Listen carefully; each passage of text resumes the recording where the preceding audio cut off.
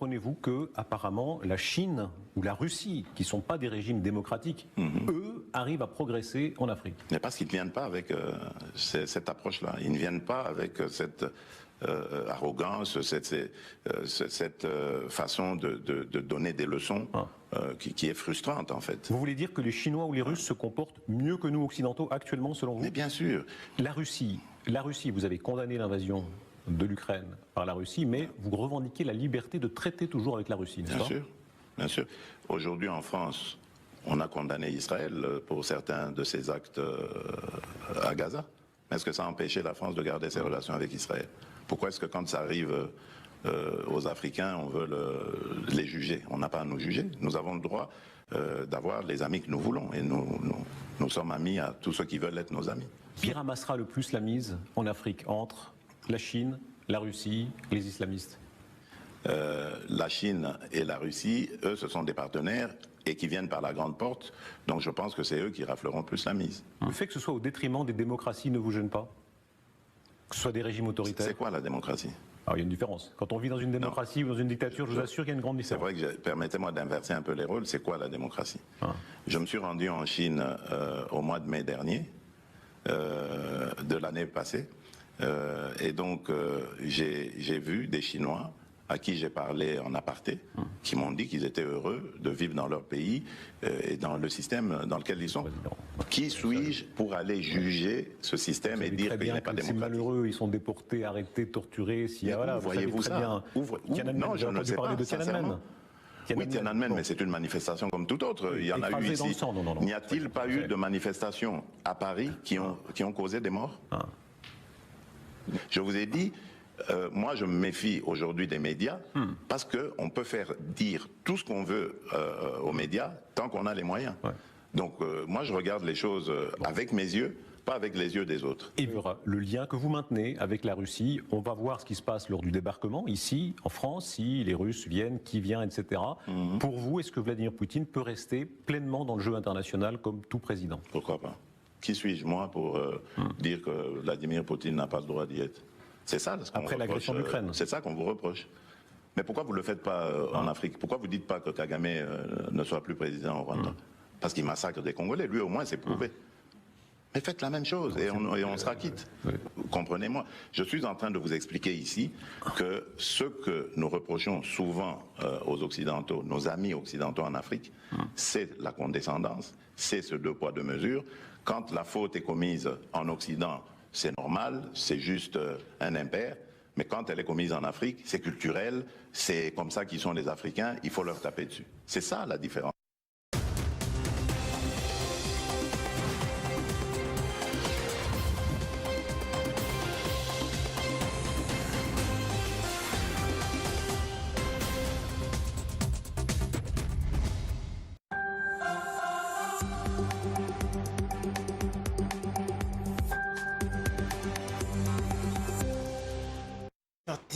Allez, plateau spécial chez vous, madame, monsieur.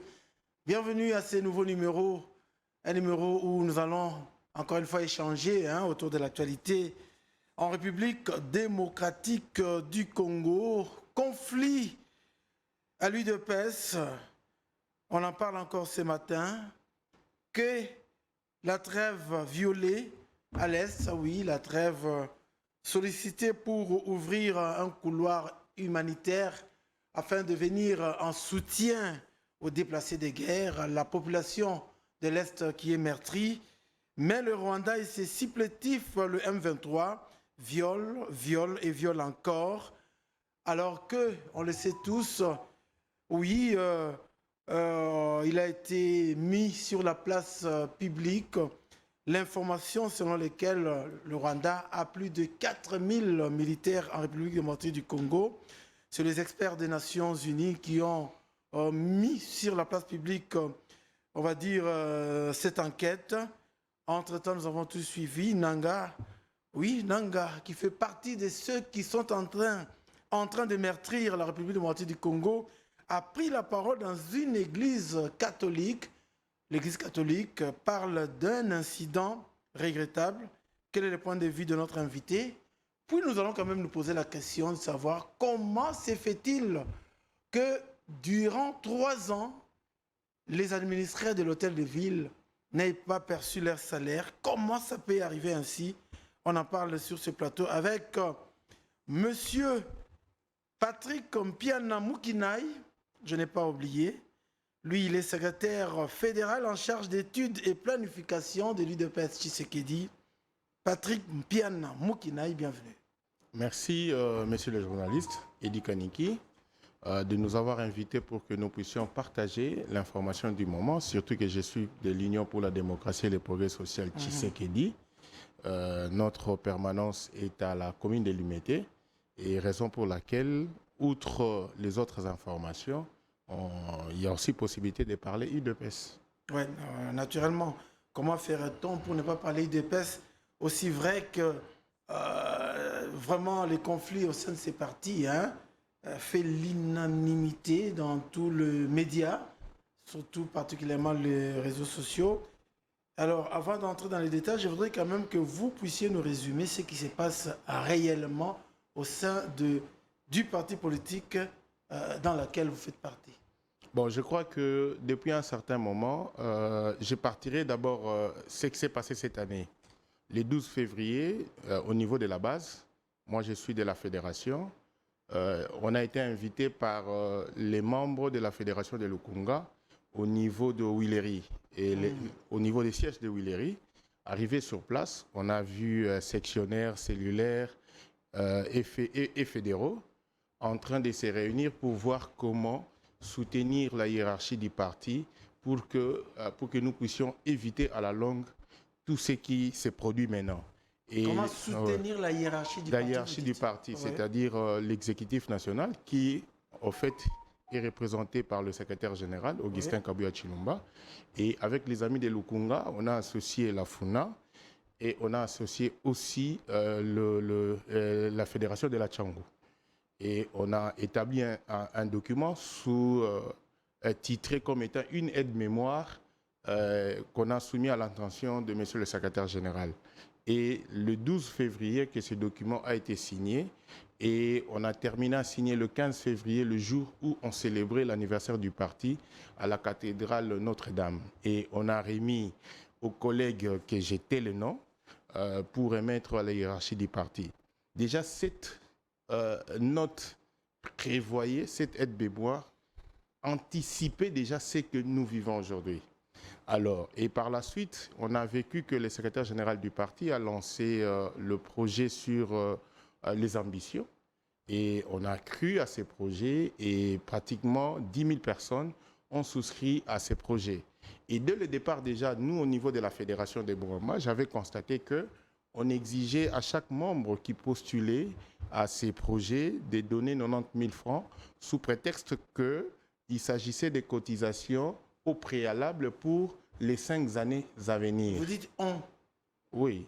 C'est-à-dire au niveau de la fédération. La fédération de Moamba est gérée par M. Mathieu Kassanda. Ouais. Mais sur place, là, ces jours-là, je ne l'avais pas vu.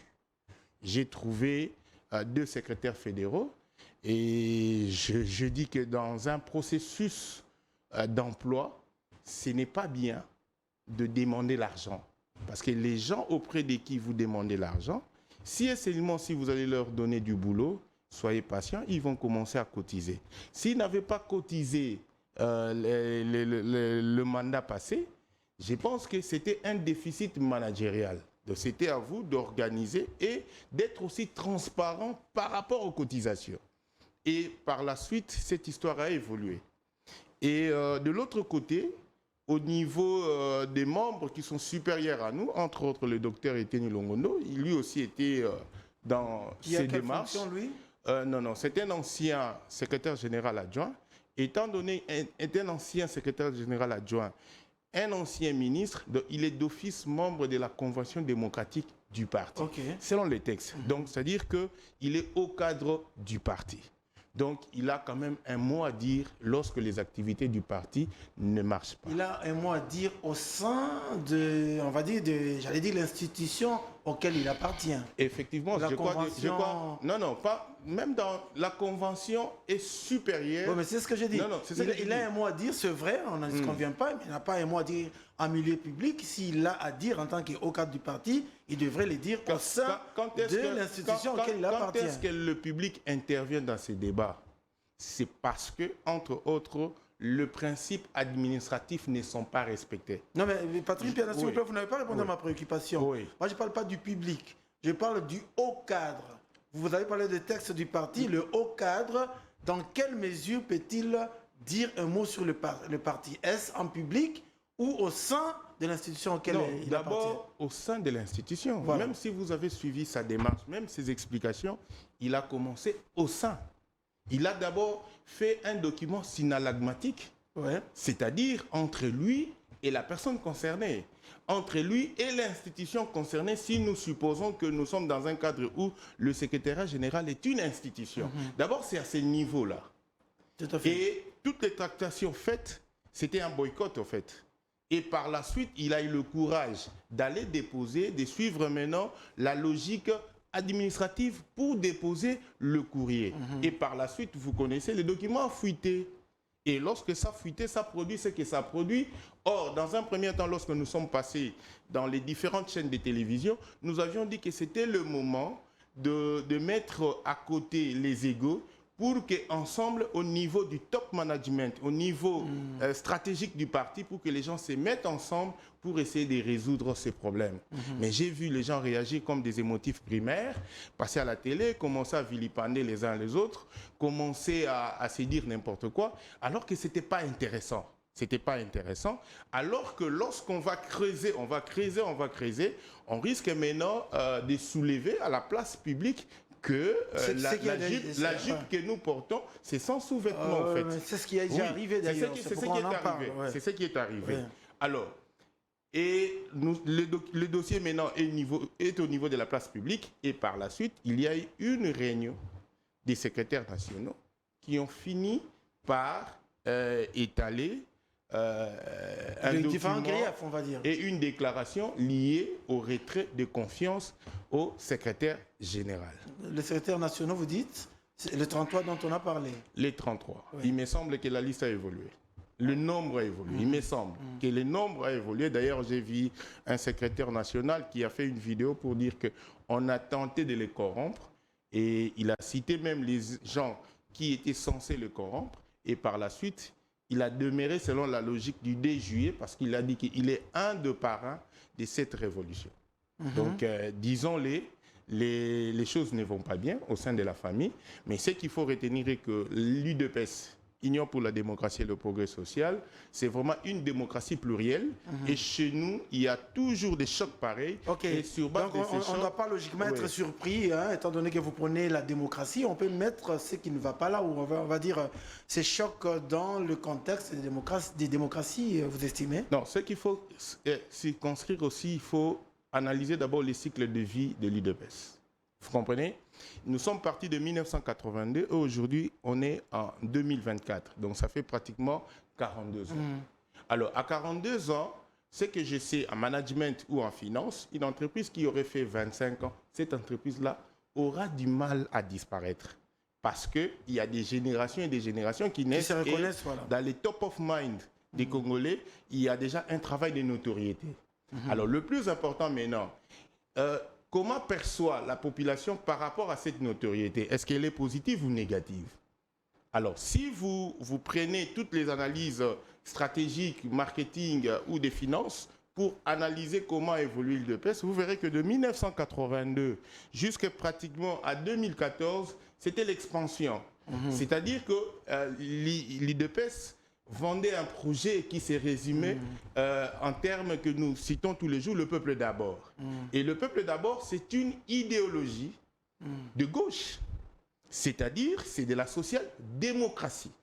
Maintenant, après la mort d'Étienne Tshisekedi, juste à la mort d'Étienne Tshisekedi, c'était une crise parce que le doute s'est installé. On s'est dit que le leader Maximo est parti et il y a le doute. Et maintenant, juste après la crise, il y a eu une récession. La récession, c'est quoi? C'est en termes de vision, parce que dès le départ, on a commencé à vilipender qu'à l'UDPS, il n'y a pas de cadre. À l'IDPS, il n'y a pas d'intelligence. Ah ouais, C'était une récession. Ouais, on a vu pourtant des cadres des intelligences, justement. Effectivement, effectivement. Laissez-moi terminer cette histoire. C'est vraiment important parce que ça pourra nous permettre de comprendre le moment actuel. Alors, il y a eu une récession et partons de cette récession sur le plan managérial, mais tenant compte du travail fait par Étienne Tshisekedi, tenant compte du nom Tshisekedi, tenant compte de l'Union pour la démocratie et le progrès social en termes de notoriété, c'est qui a milité qu'en 2019, que nous puissions connaître dans ces pays l'alternance avec le gain de l'IDPS sous Félix Antoine Tshisekedi Tshilombo, président de la République élu. Mais sur le plan managérial, sur le plan des visions, rien ne s'est amélioré. On a même atteint la dépression. Parce qu'il y a raison pour laquelle ça s'est manifesté où les opportunités d'emploi qui sont censées réserver aux membres du parti, aujourd'hui, sont octroyées à des gens qui ne sont pas membres du parti. Non, mais parce que justement, vous êtes allé aux élections, faites logique avec vous-même, IDPS, faites logique avec vous-même. Vous êtes allé aux élections, vous n'êtes pas allé seul, vous êtes allé avec les alliés au départ convenu que vous allez vous répartir. J'ai bien dit des responsabilités sensées. Je suis subjectif à ce niveau-là. Des responsabilités. Objectif, vous voulez dire? Non, là je suis subjectif. C'est-à-dire je targete l'IDPS. Je ne targete pas les alliés. Les alliés méritent ce qu'ils doivent mériter. C'est leur quote-part. Mais je parle maintenant en termes subjectifs. C'est-à-dire les responsabilités revenant à l'IDPS. Et aujourd'hui, on se retrouve avec des UDPS qui jadis étaient nos bourreaux. Je donne un exemple. Je suis en train de réfléchir, oui, vous voyez. Réfléchissons, je suis scientifique. Je donne un exemple. Il y a pratiquement 20 jours, on avait un directeur de cabinet du gouverneur actuel, avant qu'on puisse remplacer par votre collègue, votre confrère journaliste. C'est lui qui a été nommé directeur de cabinet, M. Belade. C'était un directeur de cabinet de Kimbuta.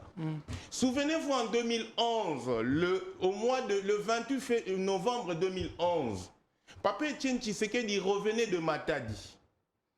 Et une fois atterri à l'aéroport de Ndolo, il a pris le courage avec la Jeep Hammer H2 pour aller à l'aéroport parce que ses enfants se faisaient massacrer. Vous voulez dire quoi par là? Non, c'est pour vous dire quoi. Lorsque cette décision a été prise pour massacrer les membres de l'Union pour la démocratie et le progrès social et les autres Congolais qui, au fait, avaient opté le choix d'Étienne Tshisekedi... Patrick Piana, ce n'est pas, je vous en prie, ce n'est pas le secrétaire général qui a envoyé comme directeur de cabinet Laissez-moi terminer. Laissez-moi terminer. Laissez-moi terminer. Maintenant, lorsque le gouverneur de cette époque-là avait pris cette orientation dans leur famille du PPRD, Belade était directeur de cabinet. C'est pour vous dire quoi? C'est pour vous dire quoi? Pour que nous ayons le gouverneur actuel qui s'est apaisanti. Non, Patrick, il faut me comprendre, je vous en prie. Comprenez-moi. On doit apprendre à assumer. On va se comprendre. Monsieur dit. Moi, je voudrais comprendre. Non, monsieur dit, laissez-moi chuter. Laissez-moi chuter et vous finirez par poser vos questions. Je vous en prie, Patrick Piana, je vous en prie. Vous dites de postes qui auraient été réservés au parti sont donnés à des gens qui vous ont massacré hier. Voilà. Et c'est là que vous le mettez sur la responsabilité du secrétaire général. Laissez-moi mettre sous la responsabilité. Parce que c'est le secrétaire général qui a envoyé le directeur de cabinet. Mettez-moi mettre sous la responsabilité. Pour que nous puissions avoir le gouverneur actuel qui s'est investi en personne. Allez-y. C'est le secrétaire général. C'est-à-dire, lorsque le gouverneur devait composer son équipe, devait travailler d'abord selon la logique du parti. Vous comprenez? Et si on doit travailler selon la logique du parti, on est sous responsabilité de qui? Allez-y. Tous, on est sous responsabilité d'un secrétaire général. Mais lorsque le monsieur a publié son gouvernement de 20 membres, c'est là où j'ai compris que il y a un problème de compréhension. Oui, de qui? C'est-à-dire du secrétaire général. Oh, mais pourquoi? Parce que c'est l'autre de l'autre qui a... laissez-moi terminer. Mais je voudrais comprendre, Patrick. Le monsieur dira tout haut, nous ne sommes pas des petits-enfants, le monsieur dira tout haut, ce qu'a fait le gouverneur, j'ai n'avait pas pris part à ça. Alors que pour que nous puissions avoir ces gouverneurs, c'est lui, c'est-à-dire qu'il devait s'impliquer. Non, même, il y a un problème, Patrick. Il y a un problème, il y a un problème, il y a un problème. Il n'y a pas de problème. Il y a un problème. Non, aujourd'hui... Je fais partie de la population congolaise. Laissez-moi vous poser les questions pour que je puisse vous comprendre. Pourquoi imputez-vous l'irresponsabilité, dans votre sens, du gouverneur au secrétaire général qui vous dit officiellement que je n'ai pas pris part? Ça veut dire que le gouverneur a fait à sa tête. De deux, n'avez-vous pas pris connaissance du communiqué signé par le secrétaire général qui disait, qui demandait à tous les membres de l'IDPS ayant des fonctions de ne pas encore sortir leur, comment vous appelez ça, leur composition de cabinet? Non, là c'était au niveau national. Peu importe, je vous donne un exemple pour vous dire que le secrétaire général a pris à bras le corps cette question pour envoyer les gens. Non, par la suite, moi j'ai été aux matinées politiques. Non, mais dites d'abord que c'est vrai, ce que j'ai dit sur le communiqué. Non, le communiqué concernait le gouvernement central. Qui voulait que... Le gouvernement central. Oui, et jusqu'à ce jour, selon mon information, il n'y a pas encore d'affectation. Voilà. Mais le gouvernement provincial, le gouvernorat de la ville province de Kinshasa, c'était au fait sous sa gibecière. C'est-à-dire qu'à un certain moment, il y a des choses qui dérangent. Est-ce qu'à l'UDPS, il n'y a pas de cadre capable de faire ce travail? Oui, mais si vous l'aurez interpellé, si c'est lui qui avait envoyé là-bas. Lorsqu'on doit faire la politique, on doit tenir compte de l'analyse du consommateur. Le premier consommateur de tout ce que les membres du parti vont produire comme travail, ce sont les membres du gouvernement qui sont membres du parti. C'est d'abord les membres de base ainsi que l'exécutif national. Je te donne un exemple. Ouais. Il y a un ministre IDPS qui a été cité dans les dossiers détournement. On n'a pas été avec lui. Mais lorsque nous circulons dans la cité, qu'est-ce qui est diabolisé? C'est le nom de l'UDPS. C'est-à-dire que nous, étant que parti, on n'a pas su mettre en place des stratégies pour prévenir, en fait. Il y a possibilité de mettre en place des stratégies pour prévenir. Lorsqu'on est politique, lorsqu'on est parti politique, on accompagne le gouvernement. Tout à fait, tout à fait. Voilà.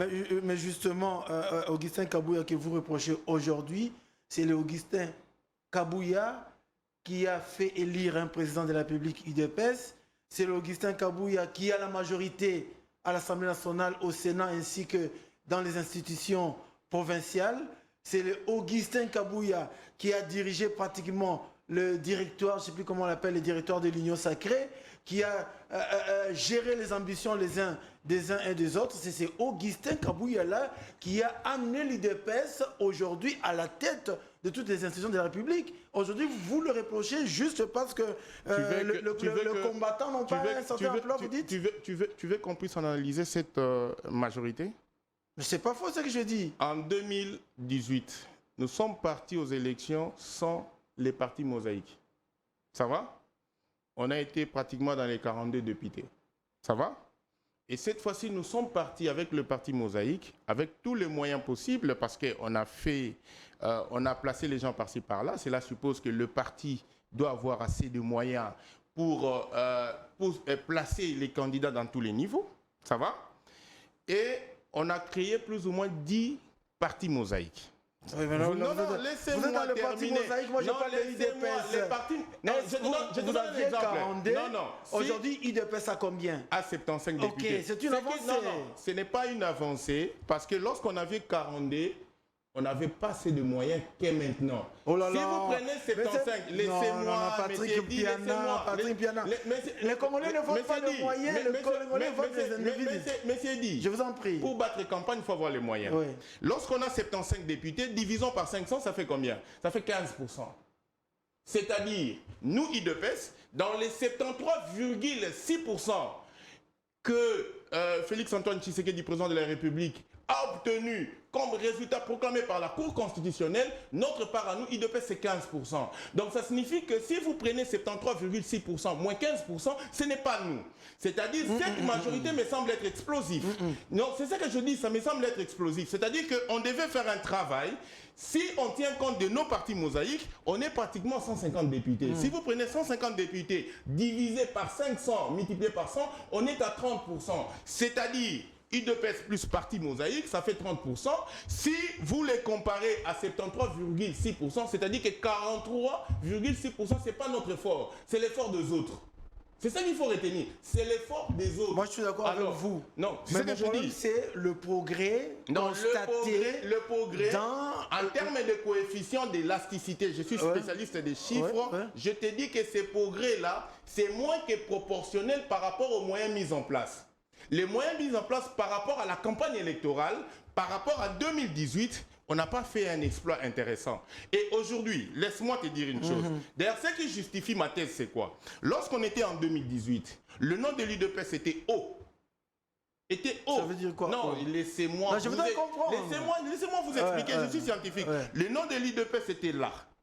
Le nom de Félix-Antoine Tshisekedi étant que président de la République, étant que candidat de l'UDPS, était en dessous de l'UDPS. Nous sommes partis maintenant en 2023. Le président de la République, par ses actes, par sa façon de gérer, par son comportement, par le management soft, il a hissé son nom au-delà de l'UDPS parce que l'UDPS a connu un phénomène qu'on appelle le phénomène d'attrition. Vous trouverez le phénomène d'attrition au sein de l'armée et vous trouverez le phénomène d'attrition dans les sphères marketing. Ça signifie quoi? Lorsque nous sommes partis aux élections en 2018, notre base était là. Notre base était là. On réunissait toutes les esplanades délimitées, pas avec de véhicules, mais c'était avec des combattants qui venaient des cellules, des sections, des fédérations et des organes, ainsi qu'il y a des prospects qui venaient parce qu'on avait le message de l'espoir. Mais lorsque le management n'a pas été à la hauteur avec tous les moyens que l'on a, parce qu'aujourd'hui, on sait percevoir des cotisations des membres qui sont placés dans les institutions, parce que c'est obligatoire. L'UDPS vit des legs de cotisations. Comme tout parti politique, d'ailleurs. Comme tout parti politique. C'est-à-dire qu'on devait avoir beaucoup plus de moyens pour asseoir notre politique, pour asseoir notre visibilité, pour que nous soyons les spectres soient plus larges. Mais aujourd'hui, lorsqu'il y a matinée politique, lorsqu'il y a activité du parti, vous allez vous rendre compte qu'il y a beaucoup plus de véhicules qui gagnent de l'espace là où il y avait la population. Mais c'est-à-dire que Non. Vous dites une chose et son contraire. Non, moi je ne dis pas une chose et son contraire. Vous dites qu'en 2018, il n'y avait pas de moyens. Faisons une analyse de l'espace. Mais c'est ce que je dis. Nous sommes dans un espace donné. Vous comprenez? Nous sommes dans un espace donné. Je vous ai très bien compris. Lorsqu'on faisait le plein dans cet espace, on n'avait pas assez de moyens. Mais aujourd'hui, on a de moyens, mais nous divisons aujourd'hui cet espace à deux. C'est-à-dire, il y a un monde de l'autre côté, et de l'autre côté, l'espace qui devait être occupé par les membres du parti, c'est occupé aujourd'hui par des véhicules. Qu'est-ce que Augustin Kabouya devait faire qu'il n'a pas fait? Moi, je crois qu'on a souffert d'une chose. C'est-à-dire sur le plan stratégique. Moi, je suis secrétaire fédéral chargé d'études et planification. Je n'ai jamais été invité dans une réunion où on doit réfléchir stratégie et planification. Je suis secrétaire fédéral chargé d'études et planification. Lorsque je passe dans différents plateaux de télé pour pondre des réflexions, c'est parce que je suis l'homme qui s'est nourri des documents, des livres, et je suis vraiment branché avec les informations. Mais au sein de notre famille, ça devait être la fonction primordiale. Parce qu'en politique, sans planification, sans stratégie, je te donne un exemple où il y a eu absence de stratégie. Laissez-moi te dire quelque chose où il y a eu absence de stratégie. En termes d'ambition, il y a eu 9700 combattants qui ont souscrit pour les différents dossiers d'emploi. Dans une matinée politique, on dit que c'est plus ou moins 700 personnes qui peuvent être logées dans les différents partis politiques. On oublie, dans les différents cabinets politiques, on oublie que dans le projet de la République, le chef de l'État a prévu de créer pratiquement 1 500 000 emplois. Ça aurait été tout simple lorsqu'on vous pose cette question pour dire que non, il y a un projet de la République, les 9 000 autres, vous aurez la possibilité d'être placés. Même à part ça, il y a deux ministres, je te donne l'exemple d'un DG, je ne vais pas citer son entreprise publique, qui est membre du parti. Il a été nommé DG. Dans le recrutement. Non, avant recrutement. Dans le conseil d'administration, il y a même un président fédéral. Mais le monsieur, lorsqu'il y a eu opportunité d'emploi, il est allé chercher ses petits du coin. Oui, Que moi, non, c'est pour vous dire quoi. Patrick Piana. Non, non, Patrick il est Piana. allé- Moi, je trouve que vous mélangez les serviettes moi, je ne mélange et pas. les torchons. Non, c'est pour... Vous êtes en train, je vous en prie, je vous en prie.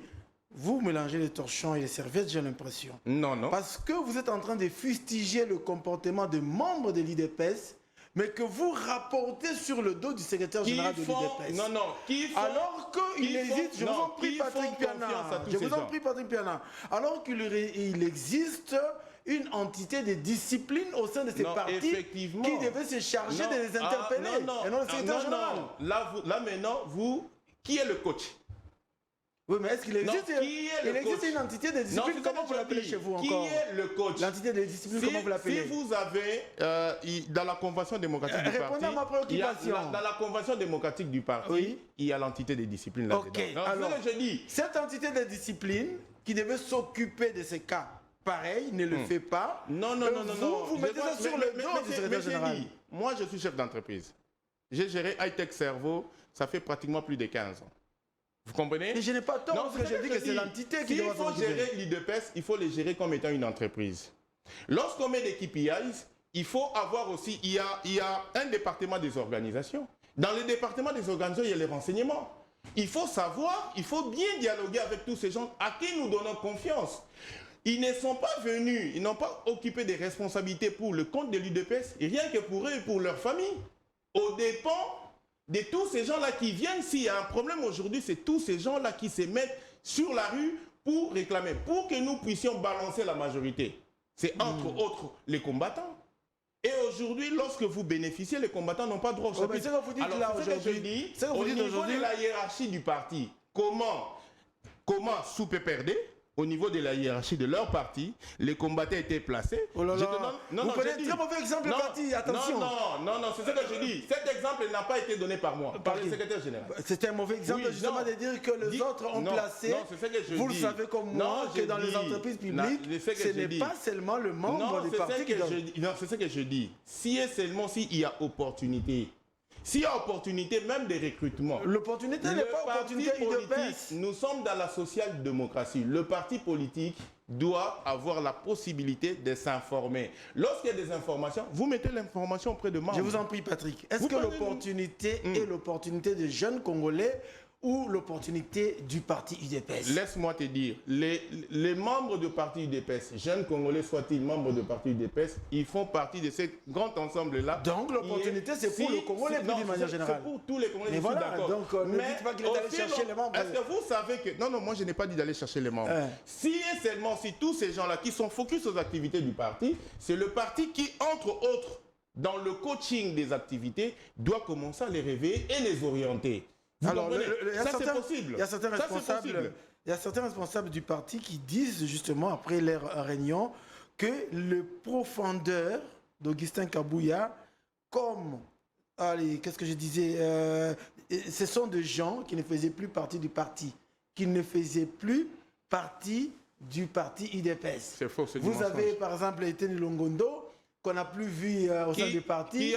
Vous avez celui qui était ministre à la Défense, ancien combattant. Ancien combattant, comment il s'appelle encore le nom? Le nom m'échappe. Monsieur Mutombo. Sylvain Mutombo, voilà. Ce sont des gens qui, finalement, n'a plus vu au parti, qui eux-mêmes, laissez-moi poser la question, qui eux-mêmes ont été également ministres à leur époque, qu'ont-ils fait justement pour donner de l'emploi à tous ceux qui réclament aujourd'hui? Moi, je crois que lorsque M. Etienne Longondo, je parle de lui parce que j'ai été membre de son cabinet, sur les 35 membres qui revenaient au ministre, pratiquement 24, je peux commencer à te citer le nom de tout le monde qui est membre du parti, qui aujourd'hui sont dans les activités du parti. Et c'était le seul ministre, outre le personnel technique de l'administration, je crois qu'il y avait sa nièce qui était pratiquement dans son cabinet. Et il y avait des conseillers, plus ou moins sur 7 conseillers, il y avait 4 conseillers qui venaient de l'IDPS. Sans parler des chargés d'études et personnel d'appoint. Donc de ces côtés-là, moi je pense que c'est un faux débat. Non, c'est un bon débat justement. Non, c'est un bon débat justement. Je peux citer les noms de tous ces gens-là, même la finance de son cabinet. On a vu des ministres ici être nommés ministres, aller chercher son cousin pour être conseiller financier. Mais lui, il a pris un membre du parti pour être son conseiller financier. C'était toujours sous Oui. Augustin Kabouya. Non, c'est ça que je dis, c'est sous... Non, d'abord Là, on a c'était, commencé avec Kaboun, Kaboun, et puis par la Augustin suite on a Kabouya. continué. Voilà, donc par ça la- veut dire non. que le travail est bien fait. Non, le travail n'est pas bien fait. Ça, je te le dis. Lorsque on a désigné, dans le processus de recrutement, nous sommes dans le processus de recrutement, vous demandez aux gens de déposer les dossiers. Et de l'autre côté, il y a des gens qui ont payé 108 000 francs, comme à la Fédération de Lukunga. Et pour la Moamba, c'est 90 000 francs. La moindre des choses, la transparence, serait tout simplement d'afficher d'abord la liste de tous ces gens qui ont postulé. D'abord d'afficher, ne fût-ce qu'afficher, pour que la personne qui aurait, entre guillemets, payé au préalable sa cotisation de 90 000 francs, puisse voir son nom affiché. Ne fût-ce que ça. Question d'organisation. Oui, question d'organisation. C'est ce que je dis, l'organisation pose problème. Il y a un problème stratégique, il y a un problème managérial, il y a un problème de vision dans son ensemble. Or, lorsque j'ai expliqué les cycles de vie de notre parti politique, nous sommes dans une phase où on a atteint un niveau, il faut maintenant reprendre avec l'expansion. Comment reprendre avec l'expansion? Il faut arrêter toute la foire qui existe maintenant. Et donc il faut redynamiser les choses. Il faut redynamiser le parti. Oui. Il faut mettre les caps. Il faut fixer les objectifs et les KPIs pour que nous puissions dire si l'ancien coach ou l'actuel coach ne parvient pas, cherchons un autre entraîneur pour entraîner l'équipe, amener l'équipe vers la victoire. On a vu le Real de Madrid qui sombrait, mais lorsque Zidane est venu avec le même joueur, il a réorganisé l'équipe. C'était 3 ligues de champions. C'était 3 ligues. Allez, on va terminer avec cette question. On va terminer avec cette question, Patrick Piana. Je vois Siméon Isako qui dit, Siméon Isako, journaliste, qui dit crise à l'UDPS, Longondo et Teni Longondo et Jekoko Beya ont été reçus lundi 15 juillet dans la soirée par Maman Marthe Kassalou. Ils ont été remis à l'ordre et appelés au respect des textes du parti. Maman Marthe Kassalou veut de l'ordre au sein du parti de feu Étienne Tshisekedi. De l'ordre, c'est simple. Ce qu'on doit d'abord comprendre, que dans un premier temps, vous voyez le discours de ces messieurs Siméon.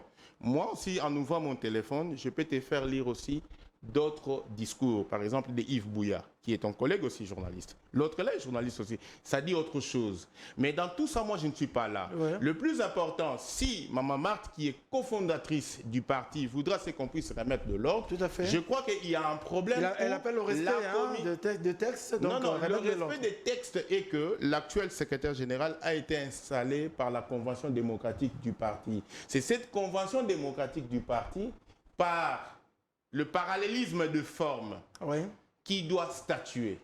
S'il faut sanctionner, et c'est la Convention démocratique. Mais souvenez-vous, cette convention... nommé.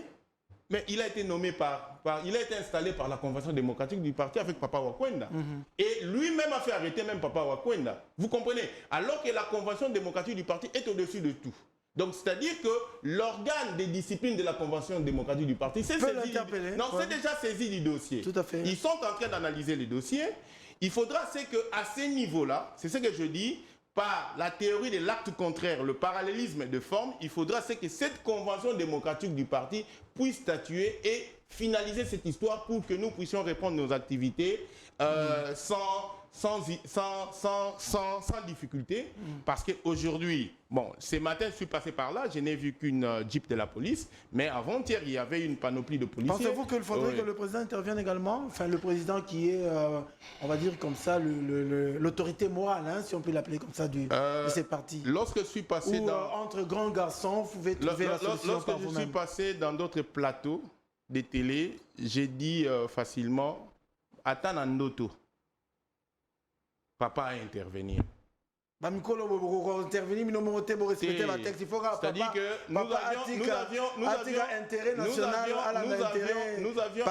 nous avions atteint un point où on dit que c'est par l'abondance du cœur que la bouche parle. Si aujourd'hui la bouche parle, c'est parce que quelque part, dans l'ensemble, nous évoluons de mal en pis.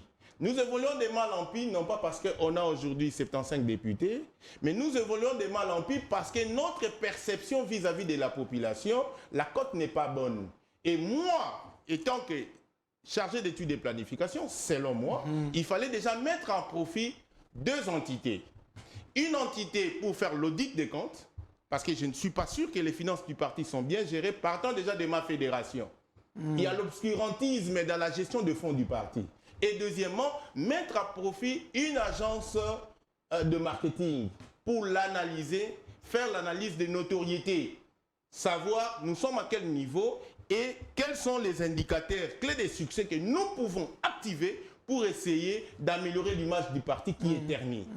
Donc je pense que dans ce sens-là, si l'autorité morale ou l'autorité des références du parti peut nous aider dans ce sens-là, je crois que nous allons maintenant déceler les variables qui ne marchent pas. Parce que, vu l'administration actuelle, c'est le transactionnel. Parce que lorsqu'on réclame de l'autre côté, on dit non, non, Luc Elabino Misala. Mais depuis longtemps, on ne cherchait pas cet emploi. Depuis longtemps, il n'y avait pas une analyse prévisionnelle en amont pour essayer de planifier. Dès lors qu'on va accéder au second mandat, on commence directement à mettre en activité ceux qui ont été planifiés. Et dans l'entretemps, on dit qu'il y a l'UDPS Batomaï les Bazaté, basé Bélé. Très bien. Oui. Alors, le secrétaire général et président national AI de l'UDPS Tshisekedi, Augustin Kabouya, a échangé hier, lundi 15 juillet, à la permanence du parti à l'Imité. Qu'est-ce qu'il y a en violation des textes? Le président AI. Ça n'a jamais été consigné dans les textes. Raison pour laquelle il faut s'asseoir et voir. Parce que les textes qui nous régissent aujourd'hui... Bon, il est secrétaire général. Non, sont les textes qui nous régissaient pendant l'opposition. D'accord, il n'y a pas de problème. Moi, le débat n'est pas à ce niveau-là. Le débat est au niveau où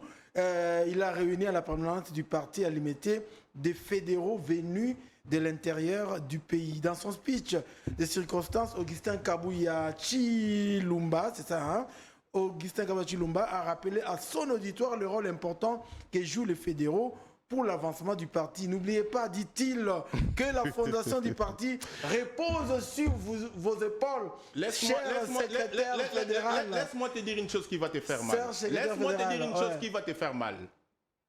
La fois dernière, lors de la matinée politique, les gens ont crié. Les fédéraux n'ont pas du boulot. Il a dit, mais on a nommé les fédéraux, c'est-à-dire les 4 présidents fédéraux qui sont mandataires passifs dans les entreprises publiques et ils pensent qu'ils vont résoudre parce que dans chaque fédération, c'est à peu près 43 membres. On n'a jamais été reçu par le secrétaire général. Moi, je n'aime pas me cacher. Ouais. Je t'informe aujourd'hui, il y a le président fédéral de Kisangani qui était ici, qui s'est battu pour qu'il soit reçu. Il n'a jamais été reçu, ces messieurs, et il a été rapatrié à Kisangani. Non, il a été rapatrié à Kisangani dans un cercueil. Non, c'est pour vous dire quoi? Un cadre de base d'une fédération qui est des Kisangani. Est-ce que vous comprenez dans l'histoire de la République démocratique de ce que représente la ville de Kisangani? Et ces messieurs viennent, commencent à se trimballer. Il y a une année, les fédéraux de Boende étaient ici. Est-ce que vous serez un jour satisfait, Patrick Piana, vous, pas comme vous, individu? Pour être satisfait, la logique est simple. Mettons l'UDPS au pouvoir comme étant la gestion d'une entreprise. Très bien. Et apprenons aussi à responsabiliser les uns et les autres et sachant produire les rapports de manière transparente. Nous ne sommes pas là comme des petits-enfants. Nous ne cherchons pas des petits pains. Si on nous dit, moi je suis économiste, je peux dire qu'il y a quelque chose qui ne marche pas dans mon parti, je peux venir avec des solutions idoines. Mais pour que vous soyez reçus, c'est un problème. Je vous dis c'est un problème. Allez, oui. Patrick Piana, je sais que cette question, on ne va pas la terminer tant qu'elle ne s'est pas encore terminée au sein de l'UDPS. On reviendra certainement pour parler de l'évolution. Mais ce qu'il faut retenir, qu'il faut retenir, qu'on a atteint le fond. Maintenant, on doit se relancer. On doit ressusciter le peuple d'abord, qu'on devait d'abord écrire sous forme de programme, chose que l'on n'a pas fait. On doit honorer les héros du parti. Je pense qu'il a fallu même au sein de la permanence qu'il y ait un mémorial pour tous ces anciens-là. Et si possible, si on peut commencer, parce que parmi nous, il y a les incubateurs de projets, tels que moi, je suis incubateur de projets, on peut commencer à soumettre des projets pour permettre aux combattants, parce qu'il y a des structures telles que le monsieur qu'on avait reçu ici sur l'emploi des jeunes. Il y a le fonds là-bas. C'est-à-dire on peut créer des structures qui feraient dans la vision de la social-démocratie, qui est partie d'ailleurs des syndicats. et de bourgeois pour lutter contre le capitalisme qui a élu domicile aujourd'hui à l'UDPS, alors que nous sommes censés fonctionner selon une pyramide renversée où la base décide. Allez, on peut considérer ça comme, on va dire, une proposition, un conseil. Je crois qu'on finira toujours par s'asseoir. On finira toujours par s'asseoir pour essayer de trouver des solutions. Oui. Je crois que la cofondatrice, Mama Marthe, beaucoup de respect. Le président de la République a ses responsabilités. Oui, oui. C'est anticonstitutionnel. Mais à Tananoto, il pourra nous inspirer. Ouais, peut-être à travers, la cofondatrice, justement. Je sais que c'est une interpellation pour les uns et les autres. Patrick Piana, on va terminer. Mais puisqu'on parle quand même des Congolais d'une manière générale, je voudrais quand même qu'en tant que spécialiste de la question, vous puissiez me dire comment on en arrive à 3 ans d'impayement. Parce que c'est ce que votre gouverneur, gouverneur IDPS, Daniel Bumba, a trouvé à l'hôtel de ville de Kinshasa. Parce qu'il a fait l'inspection, il a rencontré le personnel de l'hôtel de ville, il a même inspecté le patrimoine, si vous voulez, l'infrastructure dans laquelle ces travailleurs évoluent chaque jour. C'était de la crasse. Alors, puis finalement, on se rend compte que ça fait 12 fois 3 que ces administrés n'ont pas été payés. Comment on en arrive là? N'ont pas été payés par le précédent. Si on en arrive là, c'est parce que dans notre pays, on fait beaucoup plus confiance aux gens qui font de la politique politicienne sans pour autant être des technocrates et des managers réels. Si on est arrivé là, c'est parce qu'on nous a vendu un discours que M. Kimbout avait laissé les dettes. Mais lorsqu'il y a une dette, il y a ce qu'on appelle la notion de l'effet de levier. Et lorsqu'on a la ville comme Kinshasa, il y a possibilité de créer les activités qui nous amèneraient une valeur ajoutée. Vous voulez dire qu'il n'y avait pas d'activité, il n'y avait pas d'argent Non. Jusqu'à 12 mois. Parce que là, vous êtes dans le proposition déjà. Non. Il y a un déficit managérial. L'ancien gouverneur a péché par un déficit managérial. Il n'a pas eu le temps de faire l'analyse concrète de ce qui devait être la gestion de la ville pour mettre en place les objectifs SMART pour arriver à relever les défis. Mais lorsque les gens viennent avec une vision politicienne, c'est-à-dire dans un premier temps, on prend l'Assemblée provinciale, on l'assujettit, on crée une dynamique où, entre guillemets, chaque député provincial gagnait $2000 provenant des caisses de la ville, automatiquement, l'Assemblée provinciale ne pourra plus jouer le vrai jeu. Le petit jeu qui s'est joué à la fin, c'est parce que quelque part, le président de l'Assemblée provinciale et le gouverneur, les torchons n'ont pas bien marché. Et raison pour laquelle on est arrivé là. Monsieur Bumba, qui est gouverneur de la ville, nous sommes là incubateurs de projets. Je suis membre du parti, comme lui, il est membre de l'UDPS. Là, je témoigne parce que depuis l'université de Kinshasa, il a été estampillé comme étant membre de l'UDPS. Je l'ai suivi lorsqu'il battait campagne pour la députation. Je l'ai suivi lorsqu'il battait campagne. Je vais essayer de l'approcher parce que dans ma JBCA, j'ai pratiquement 3 projets que j'ai déjà écrits pour la ville. Qui vont permettre à ce qu'on puisse payer, rattraper ou vous voulez couvrir les impayements. Effectivement, depuis 3 ans. Vous voyez l'hôtel de ville, comment c'était ça? Regardez. Ça, c'est le déficit managérial. Oui, c'est ça? Ça, c'est le déficit managérial. J'ai visité cette maison. Qu'est-ce que je dis? Oui. Cette maison représente la bourgeoisie. Mais Etienne Tshisekedi a abandonné cette maison pour se confiner dans la petite maison de Daniel Limité. Bumba a du pain sur la planche, parce qu'il doit remettre tout sur le rail. La tête doit tourner. Ouais. La tête doit tourner, on est dispo à l'accompagner, on est dispo à lui amener des projets pour que la caisse de la ville puisse résonner. Dans ces pays, vous savez, lorsque vous payez la facture de la SNEL, il y a le 1% qui revient à l'éclairage public.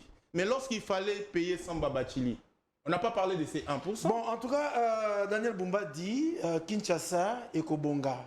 Est-ce qu'on peut espérer quelque chose Dans un premier temps, c'est l'espoir qui fait vivre. Oui. Je lui fais confiance, mais il doit s'entourer. Au sein du parti, il y a des gens efficaces qui peuvent bien l'accompagner et faire le boulot dans la vision de la social-démocratie où la transparence des gestions doit régner, où la liberté d'opinion doit être d'actualité pour que à l'échange, au choc des idées puisse y jaillir la lumière. Et cette lumière va lui permettre de vaincre les spectres des détournements, des pillages et des bradages des ressources de la ville province de Kinshasa. Et donc, le personnel administratif peut compter sur lui. Je pense bien. Très bien.